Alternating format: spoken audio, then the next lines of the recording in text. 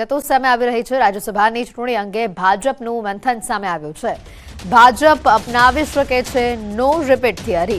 બે ભાજપ અને બે કોંગ્રેસના સભ્ય બેઠક ખાલી પડી છે। કોંગ્રેસ સંખ્યાબળ ન હોવાથી ઉમેદવાર નહીં રાખે।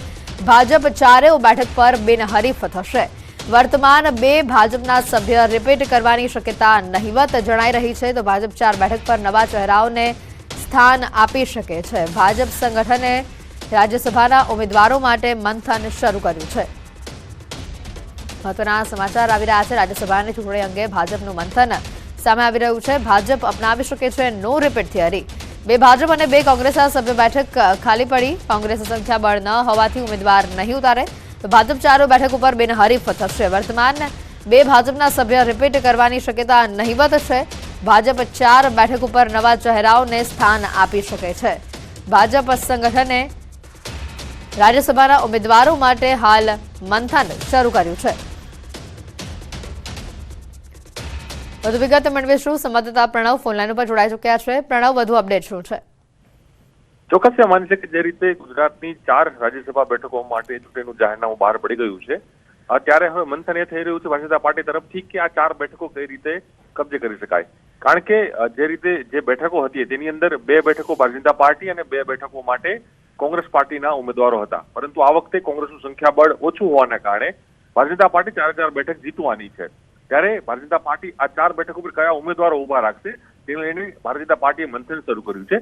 ભારતીય જનતા પાર્ટીના જાણકાર સૂત્રો માહિતી આપી રહ્યા છે એ પ્રમાણે કે હવે ભારતીય જનતા પાર્ટી આમાં પણ નો રિપીટ થિયરી અપનાવી શકે છે।